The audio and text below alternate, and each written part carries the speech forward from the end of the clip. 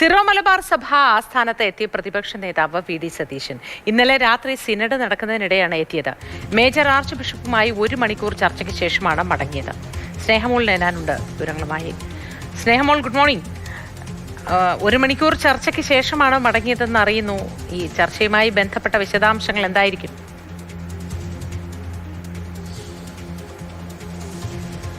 Good morning Mothi. ഈ രാഷ്ട്രീയ നേതാക്കളൊക്കെ, ഈ സഭാ നേതാക്കൾ അല്ലെങ്കിൽ ഏതെങ്കിലും മത നേതാക്കളെയൊക്കെ ഈ തെരഞ്ഞെടുപ്പ് അടുത്തിരിക്കുന്ന സമയത്ത് കാണുന്നത് അത്ര പുതുമയുള്ള കാര്യമല്ല. പക്ഷെ ഇതിൽ ഏറ്റവും നിർണായകമായ ഒരു കാര്യം എന്നത് സഭാ സിനഡ് നടക്കുന്നതിനിടെ ഇന്നലെ ഏകദേശം ഒരു 9:15 കഴിഞ്ഞപ്പോഴായിരുന്നു കാക്കനാടുള്ള സീറോ മലബാർ സഭയുടെ ആസ്ഥാനമായ കാക്കനാടുള്ള മൗണ്ട് സെന്റ് തോമസിലെത്തി പ്രതിപക്ഷ നേതാവ് സഭാ നേതാക്കളെ കണ്ടു എന്ന കാര്യമാണ്. ഈ സിനഡ് നടക്കുന്നതിനിടയിൽ എത്തി എന്ന് പറയുന്നതിന് കാര്യം ഈ സഭയെ സംബന്ധിച്ചിടത്തോളം ഏറ്റവും നിർണായകമായ ഒരു യോഗം എന്ന് തന്നെ പറയേണ്ടിയിരിക്കുന്നു. അതാണ് സിനഡ്. ഏകദേശം 50ഓളം ബിഷപ്പുമാരാണ് ഈ സിനഡിൽ പങ്കെടുക്കുന്നത്. അപ്പോൾ അതുതന്നെയാണ് ഈ സിനഡിൽ നടക്കുന്നതിനിടെയാണ് പ്രതിപക്ഷ നേതാവ് എത്തി എന്നതാണ്.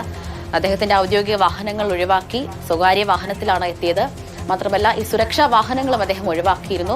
9:15 കൂടി എത്തി 10:30 ശേഷമാണ് അദ്ദേഹം അവിടെ നിന്നും മടങ്ങിയത്. അത്താഴ വിരുന്നിൽ പങ്കെടുത്തതിന് ശേഷമാണ് മടങ്ങിയതെന്നാണ്.